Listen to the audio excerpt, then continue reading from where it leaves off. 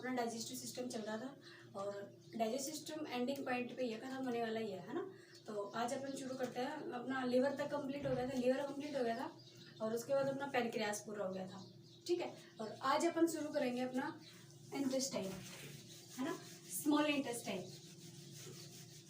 Pancreas हो गया था, लीवर हो गया था, स्टमक पूरा हो गया था। आज अपना टॉपिक है स्मॉल इंटेस्टाइन, ठीक है। देखो दिख रहा है ना, नहीं दिख रहा, दिख रहा है।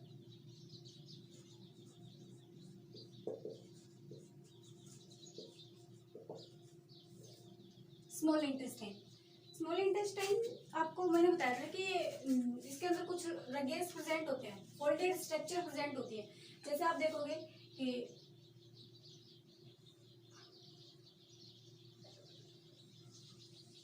ये अपना स्टमक था, यहीं से शुरू हो रही थी ना इंटेस्टाइन। ये इंटेस्टाइन का कौन सा पार्ट था? डोडेनम पार्ट था।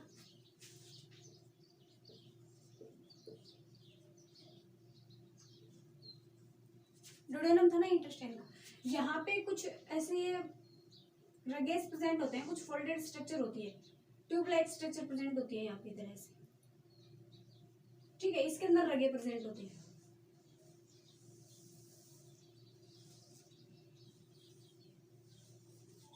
ऐसे तो देखो इस स्ट्रक्चर को अपन बाहर बना लेते हैं लार्ज।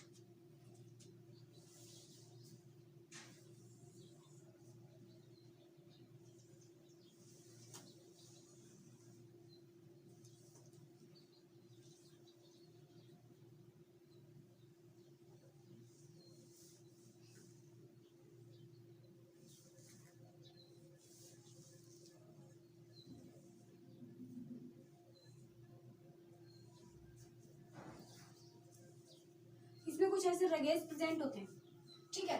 इनको बोलते हैं प्लाइका सर्क्युलेरिस। दिख रहा है क्या? इसको बोलते हैं प्लाइका सर्क्युलेरिस। इनको क्या बोलते हैं? प्लाइका सर्क्युलेरिस। इसके अंदर एक फोल्ड, इसके ऊपर और एक फोल्डेड स्ट्रक्चर होती है जो काफी बारीक बारीक स्ट्रक्चर होती है, जिसको अपन बोलते हैं विलाई एंड माइक्रोविलाई। अब इसको अपन थोड़ा बड़ा बना लेते हैं इधर। ये तो क्या है? अपनी विलाई है ये, ठीक है। ये क्या है? विलाई है ये। और इसके ऊपर होते हैं कुछ फोल्डेड स्ट्रक्चर होती है ऐसे,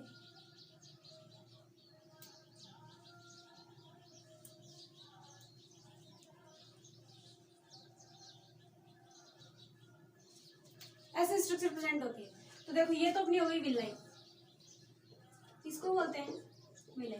ये अभी मैं आपको इसके एनाटॉमी बता रही हूँ, इसका फंक्शन क्या है, क्या काम करते हैं, फिर बताऊंगी थोड़ी देर में, आप वेट करो थोड़ा सा, है ना। तो ये क्या है? ये विलाई है और ये है इसके ऊपर, ये है माइक्रोविलाई। ये क्या है? माइक्रोविलाई। अब्जॉर्प्शन सबसे ज्यादा यही होता है, जो फूड का कंप्लीट डाइजेशन जो है वो इंटेस्टाइन के अंदर पूरा हो जाता है, ठीक है। इसके बाद आगे जो है लार्ज इंटेस्टाइन है, वहां पे सिर्फ अब्जॉर्प्शन होता है, ठीक है। ये है माइक्रोविलाई। और इनके ऊपर यहाँ से कुछ प्रोजेक्शन लाइक स्ट्रक्चर निकलती है। ये कॉलमनर एपिथेलियम की होती है। किसकी होती है? Columnar epithelium. एक बार के लिए याद रख लो, कॉलमनर एपिथेलियम एक तरह का टिश्यू है, ठीक है। ये क्या होता है? ये एनिमल टिश्यू के अंदर मैं आपको बता दूंगी। ये एक तरह की क्या है? कॉलमनर एपिथेलियम प्रेजेंट होती है, ठीक है। इसीलिए इसको ये ऐसे स्ट्रक्चर बनी हुई है, इस पे भी ऐसे बनेगी माइक्रोविलाई के ऊपर, माइक्रोविलाई के ऊपर बने हुए हैं ये। तो इनको बोलते हैं ब्रश बॉर्डर एपिथेलियम। इनका दूसरा नाम क्या हो गया? ब्रश बॉर्डर एपिथेलियम, ठीक है। इतना समझ में आ गया आपको? अब देखो स्मॉल इंटेस्टाइन जो है ये तो इसकी हो गई क्या? Internal structure. एक ट्यूब लाइक स्ट्रक्चर है, उसके अंदर कुछ रगेज प्रेजेंट हैं, उनको हम बोलते हैं क्या? विलाई बोलते हैं उनको, ठीक है। प्लाइका सर्कुलेरिस बोलते हैं उनको। प्लाइका सर्कुलेरिस के अंदर फिर कुछ फोल्डर है, उन फोल्डर्स को बोलेंगे विलाई। और विलाई के ऊपर कुछ प्रोजेक्शंस है फिंगर लाइक, उन प्रोजेक्शंस को बोलते हैं माइक्रोविलाई या फिर ब्रेस्ट बॉर्डर एपिथेलियम। ठीक, अब स्मॉल इंटेस्टाइन जो है वो कैसी ग्लैंड है, वो एक्सोक्राइन ग्लैंड है। इसके फंक्शन कैसे हैं, एक्सोक्राइन ग्लैंड नहीं है, ये एक ऑर्गन है सॉरी, लेकिन इसके अंदर जो ग्लैंड है वो कैसी है, एक्सोक्राइन है। ठीक है, अब देखो सबसे पहले इसके अंदर क्या होता है कि ये जो मैंने अभी आपको बताया ना माइक्रोविलाई, ऐसे ही तो बताया था मैंने अभी आपको।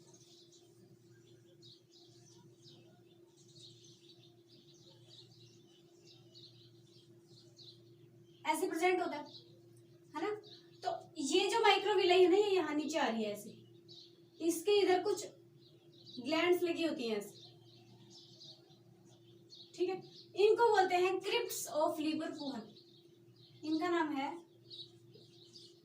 Crypts of लीवरकूहन। ठीक है, ये कुछ ग्लैंड्स है जिनका क्या नाम है, क्रिप्ट्स ऑफ लीवरकूहन नाम है इनका। ये क्या, इन सारे सिक्रेशंस जो है ना वो यहीं से होते हैं। इसके कॉमन सिक्रेशन का नाम दे दिया इन्होंने सक्कस एंटेरिकस, सक्कस एंटेरिकस।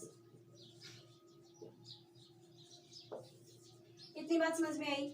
मैंने अभी तक क्या बताया आपको, स्मॉल इंटेस्टाइन है, ट्यूब लाइक स्ट्रक्चर है, उसके अंदर कुछ फोल्ड्स प्रेजेंट है, उन फोल्ड्स को बोला गया है प्लाइका सर्कुलेरिस। प्लाइका सर्कुलेरिस, प्लाइका सर्कुलेरिस के ऊपर फिर से कुछ रेगेस प्रेजेंट है, उनको विलाई बोला गया है, और विलाई के ऊपर उंगली जैसे कुछ स्ट्रक्चर हैं जिनको बोला गया है माइक्रोविलाई, वो उसको या फिर उसको बोलते हैं ब्रेस्ट बॉर्डर एपिथेलियम।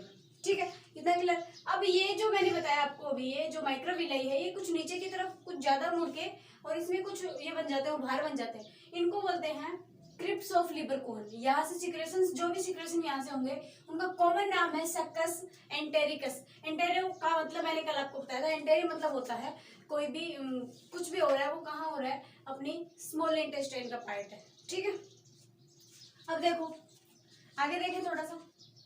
अब यहाँ पे क्या क्या सिक्रेशंस होते हैं, सबसे पहले तो अपन देखते हैं इसके अंदर एंजाइम्स कौन कौन से होते हैं, है ना, इसको मिटा दो। एंजाइम देखते हैं कौन कौन से होते हैं एंजाइम्स। यहाँ पे फूड का कंप्लीट डाइजेशन होता है, इसलिए यहाँ पे सभी टाइप के एंजाइम प्रेजेंट होते हैं। प्रोटीजेज भी है यहाँ पे, न्यूक्लियसेज एंजाइम भी है यहाँ पे, लाइपेज एंजाइम भी यहाँ पे प्रेजेंट है। यहाँ पे सभी टाइप के एंजाइम है, क्योंकि फूड का कंप्लीट डाइजेशन स्मॉल इंटेस्टाइन में हो जाता है। लार्ज इंटेस्टाइन में फिर क्या होता है, अब्जॉर्प्शन होता है। ठीक है, देखो एंजाइम्स, सबसे पहले देखो अपने पास क्या थे, एमिनो पेप्टाइड्स बन गए थे। ये पेन सही से नहीं चल रहा, इससे लिख लो। अपने पास क्या बन गए थे, एमिनो पेप्टाइड्स बन गए थे प्रोटीन के, एमिनो पेप्टाइड बन गए थे। इसमें क्या था, एमिनो एसिड्स के 3 पार्टिकल, 3 मॉलिक्यूल एक साथ जुड़े हुए थे। ठीक है, इन पे कौन सा एंजाइम काम करेगा, यहाँ पे एंजाइम होता है amino peptidase. Amino peptidase, amino peptidase क्या करेगा, इनको डाइपेप्टाइडेज में चेंज कर देगा। एमाइनो पेप्टाइडेज क्या करेगा, इनको डाइपेप्टाइड में चेंज कर देगा, डाइपेप्टाइड। ठीक है, यहाँ पे कौन सा अपने पास क्या बच गया था भाई, प्रोटीन का डाइजेशन कहाँ तक हो गया था, अपन ने क्या किया था, एमिनो एसिड्स की काफी लंबी चेन थी, है ना, उस काफी ट्रिप्सिन वगैरह काइमोट्रिप्सिन ने क्या किया था, इनके 3-3 मॉलिक्यूल इनके अलग अलग कर दिए थे। पूरा डाइजेशन वहां नहीं हुआ था, डाइजेशन जो है वो कंप्लीट उधर नहीं हुआ था, बाकी आगे का डाइजेशन यहाँ चल रहा है। तो ये क्या है, यहाँ पे ये 3 मॉलिक्यूल की चेन है, इसको अपन ने क्या बोला था, एमाइनो पेप्टाइडेज बोला था। एमाइनो पेप्टाइड, एमाइनो पेप्टाइड पर कौन सा एंजाइम काम करेगा, एमाइनो पेप्टाइडेज एंजाइम काम करेगा, और ये क्या करेगा, इनको डाइपेप्टाइड में चेंज कर देगा। फर्दर डाइपेप्टाइड को फिर से, डाइपेप्टाइड भी यहाँ पे प्रेजेंट होता है, डाइपेप्टाइडेज। डाइपेप्टाइडेज इनको क्या करेगा, सिंगल सिंगल एमिनो एसिड्स में अलग कर देगा। ठीक है, दोनों एमिनो एसिड क्या हो जाएंगे, अलग हो जाएंगे। ठीक है, इतना क्लियर। प्रोटीन का डाइजेशन पूरा हो गया। कौन सा एंजाइम मिला, एमाइनो पेप्टाइडेज और डाइपेप्टाइडेज, 2 एंजाइम, प्रोटीन का डाइजेशन कंप्लीट। अब देखो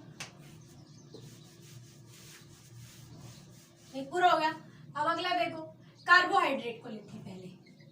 कार्बोहाइड्रेट का वहां पे अपन ने क्या किया था, स्टार्च का डाइजेशन किया था, और स्टार्च का बकल कैविटी के अंदर डाइजेशन हुआ था, कितना हुआ था 30% डाइजेशन हुआ था, बाकी कहाँ हुआ था अपने स्मॉल इंटेस्टाइन में, किसके पैनक्रियाटिक जूस की वजह से हुआ था।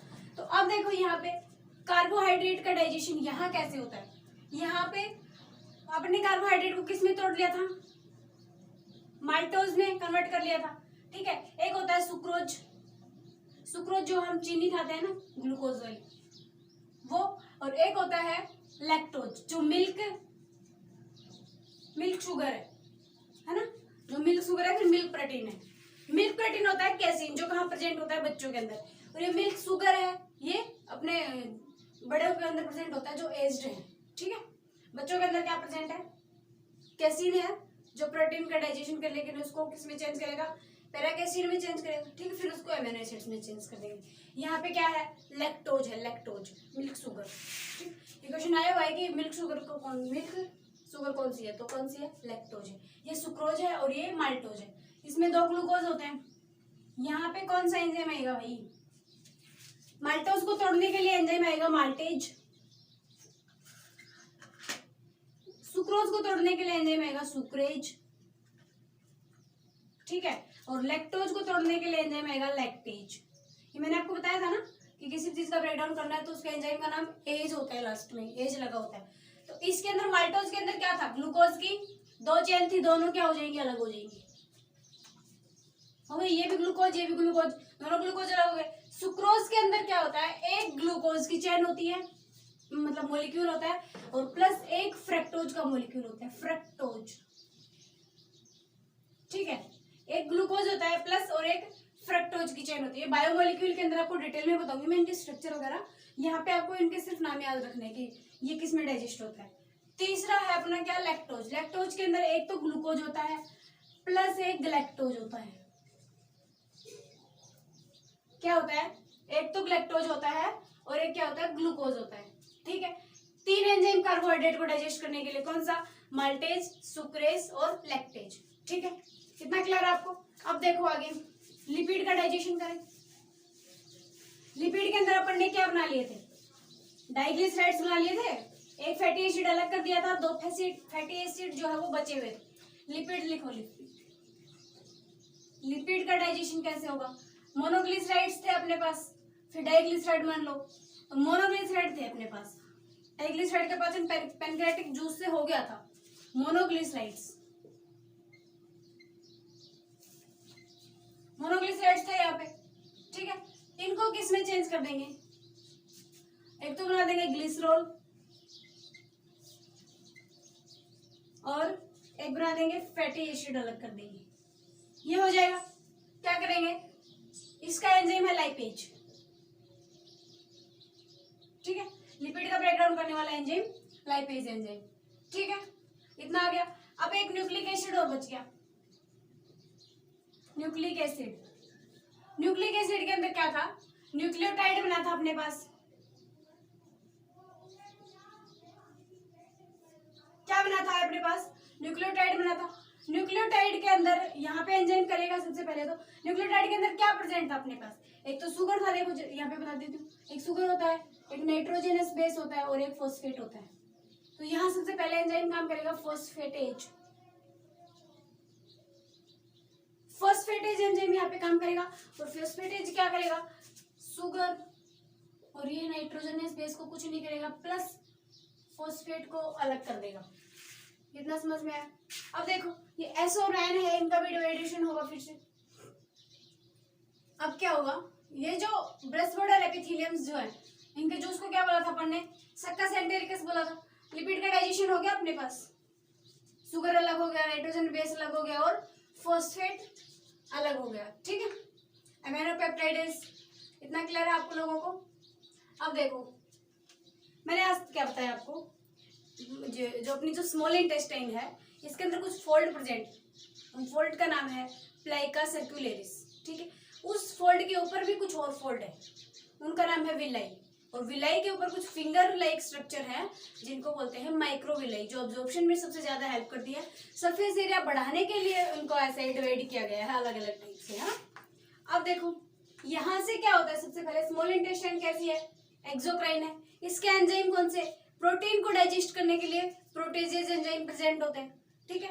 एमाइनो अपन ने स्मॉल इंटेस्टाइन में पैनक्रियाटिक जूस से क्या बना दिया था, एमाइनोपेप्टाइड बन गए थे। तो उस एमाइनोपेप्टाइड में क्या होता है, 3 एमिनो एसिड्स जुड़े होते हैं। तो ये क्या करता है, एमाइनोपेप्टाइडेज जो है इन तीनों एमिनो एसिड्स को अलग कर देगा। प्रोटीन का डाइजेशन यहाँ पे कंप्लीट। अब सिर्फ क्या होगा, अब्जॉर्प्शन होगा लार्ज इंटेस्टाइन में। सेकेंड क्या था, कार्बोहाइड्रेट।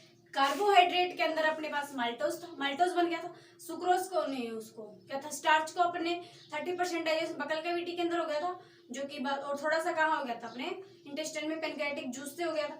अब कुछ माल्टोज जो बना है, माल्टोज को कौन सा एंजाइम तोड़ेगा, माल्टेज, और 2 ग्लूकोज की चेन बना देगा। सुक्रोज को कौन सा एंजाइम तोड़ेगा, सुक्रेज, और ग्लूकोज प्लस फ्रेक्टोज बना देगा। तीसरा लैक्टोज, लैक्टोज को तोड़ेगा ग्लूकोज और लैक्टेज बना देगा। कौन सा एंजाइम, लैक्टेज एंजाइम, ठीक। लिपिड का लाइपेज एंजाइम क्या करेगा, अपने पास मोनोग्लिसराइड्स थे, शुगर था, नहीं शुगर इसमें नहीं था, इसमें था ग्लिसरीन, ग्लिसरीन था, और 3 फैटी एसिड जुड़े हुए थे। 3 फैटी एसिड का हमने कहाँ डाइजेशन किया, स्टमक के अंदर डाइजेशन हुआ इसका। स्टमक के अंदर डाइजेशन हुआ, यहाँ पे ग्लिसरॉल, एक ग्लिसरॉल बचेगा और एक फैटी एसिड बचेगा मोनोग्लिसराइड के अंदर। अब ये क्या करेंगे, ये दोनों भी अलग हो जाएंगे, किसकी वजह से, लाइपेज एंजाइम की वजह से। न्यूक्लिक एसिड का अपन ने क्या बना दिया था, आरएनए और डीएनए का क्या बना दिया था, न्यूक्लियोटाइड बना दिया था। न्यूक्लियोटाइड के अंदर क्या होता है, एक सुगर होता है, एक नाइट्रोजनस बेस होता है और एक फॉस्फेट होता है। फॉस्फेटेज एंजाइम काम करेगा और फॉस्फेट को अलग कर देगा, शुगर और नाइट्रोजनस बेस बचेंगे, ठीक है। फिर इनका अब्जॉर्प्शन लार्ज इंटेस्टाइन के अंदर हो जाता है। इतना क्लियर है आप लोगों को। अब देखो एक बात मैं आपको बता देती हूँ, छोटा सा। अब अपन जितना भी पढ़ा है उस सारे को एक बार रिवाइज कर लेते हैं। देखो जितना पढ़ा है उसको एक बार अपन रिवाइज कर लेते हैं, ठीक है। देखो अपन ने किस किस का डाइजेशन किया, सबसे पहले यहाँ दिख रहा है क्या, हाँ, किसका डाइजेशन किया, कार्बोहाइड्रेट का डाइजेशन किया, ठीक है। गलत हो गया क्या, एक मिनट रुको, यहाँ लिखो, अपन ने किसका डाइजेशन किया, कार्बोहाइड्रेट का, ठीक है। एक प्रोटीन का किया है, ठीक है, एक लिपिड का किया है और एक न्यूक्लिक एसिड का किया है। न्यूक्लिक एसिड ही लिख लो, ये तो किसका किया है, न्यूक्लिक एसिड, ठीक है। सबसे पहले बकल कैविटी था अपना, क्या था, बकल कैविटी। बकल कैविटी के अंदर कार्बोहाइड्रेट का डाइजेशन हुआ था, क्या हुआ था, कितना, 30% हुआ था, किसकी वजह से, सलाइवरी एमाइलेज की वजह से। किसने किया था, सलाइवरी एमाइलेज में किया था। इतना समझ में आया। प्रोटीन का डाइजेशन यहाँ नहीं हुआ था बकल कैविटी के अंदर, और ना ही लिपिड का डाइजेशन हुआ था, और ना ही न्यूक्लिक एसिड का कोई डाइजेशन हुआ था। इतना क्लियर है। अब आगे अपने पास क्या आया, बकल कैविटी के बाद स्टमक, ईसोफेगस में कोई डाइजेशन होता नहीं है। अब आया अपने पास स्टमक, स्टमक के अंदर कार्बोहाइड्रेट का कोई डाइजेशन नहीं हुआ था, नहीं हुआ था ना, कोई एमाइलेज नहीं था वहां पे। फिर यहाँ पे प्रोटीन का हुआ था, एक तो पेप्सिन से हुआ था, और बच्चों के अंदर रेनिन से हुआ था, यही हुआ था, किससे हुआ था, पेप्सिन से और रेनिन से हुआ था। लाइपेज का एंजाइम यहाँ, लिपिड का यहाँ हुआ था गैस्ट्रिक लाइपेज से, गैस्ट्रिक लाइपेज हुआ था ना। देखो कार्बोहाइड्रेट का बकल कैविटी के अंदर अपन ने क्या था, माल्टोज बनाया था, स्टार्च से 30% डाइजेस्ट कर दिया था। प्रोटीन, लिपिड और न्यूक्लिक एसिड का यहाँ कुछ नहीं हुआ था बकल कैविटी के अंदर। फिर स्टमक के अंदर कार्बोहाइड्रेट का कुछ नहीं हुआ था, प्रोटीन का डाइजेशन हुआ था पेप्सिन और रेनिन से, रेनिन बच्चों के अंदर है ना, और लिपिड का डाइजेशन हुआ था गैस्ट्रिक लाइपेज से। न्यूक्लिक एसिड का यहाँ पे कोई स्टमक के अंदर कुछ नहीं हुआ था। स्टमक के बाद अपना है, फिर अपन ने पढ़ा था pancreatic juice. Pancreatic juice, pancreas के अंदर तो खाना जाता नहीं है, पैनक्रियाटिक जूस ही कहाँ आते हैं, स्मॉल इंटेस्टाइन में आते हैं। लीवर से कोई एंजाइम सीक्रेट नहीं हुआ था, ये बात आप याद रखना, लीवर से सिर्फ बाइल रिलीज होता है, ठीक है। अब देखो पैनक्रियाटिक जूस के अंदर कार्बोहाइड्रेट का हुआ था, किससे, पैनक्रियाटिक एमाइलेज आया था। कौन आया था, पैनक्रियाटिक एमाइलेज से डाइजेशन हुआ था, ठीक है। प्रोटीन के अंदर ट्रिप्सिन था, 4 एंजाइम बताया था ना मैंने, ट्रिप्सिन, काइमोट्रिप्सिन,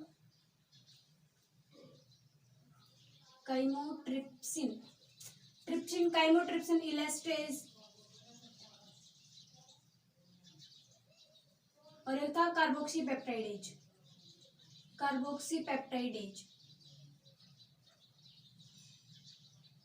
ये 4 एंजाइम थे, है ना, इलास्टेज और ट्रिप्सिन, काइमोट्रिप्सिन और कार्बोक्सीपेप्टाइडेज, इनसे हुआ था। ठीक है, अब पैनक्रियास के अंदर, लिपिड के अंदर कौन सा था, पैनक्रियाटिक लाइपेज था, पैनक्रियाटिक लाइपेज। ठीक है, और कुछ न्यूक्लिक एसिड का भी हुआ था, अपन ने क्या बना दिए थे, यहाँ पे था न्यूक्लियस एंजाइम थे, है ना। पैनक्रियास का हो गया। अब अपना कौन है, स्मॉल इंटेस्टाइन का जो सिक्रेशन है उसको बोलते हैं सक्कस एंटेरिकस बोलते हैं इसको। यहाँ पे कार्बोहाइड्रेट के लिए अपने पास माल्टेज है, अभी अपन ने देखा है, माल्टेज है, सुक्रेज है, और एक क्या है, लैक्टेज है। ठीक है, यहाँ पे इसका डाइजेशन क्या है, किसने, एमाइनोपेप्टाइडेज ने, एमाइनोपेप्टाइडेज ने किया है, और डाइपेप्टाइडेज ने किया है।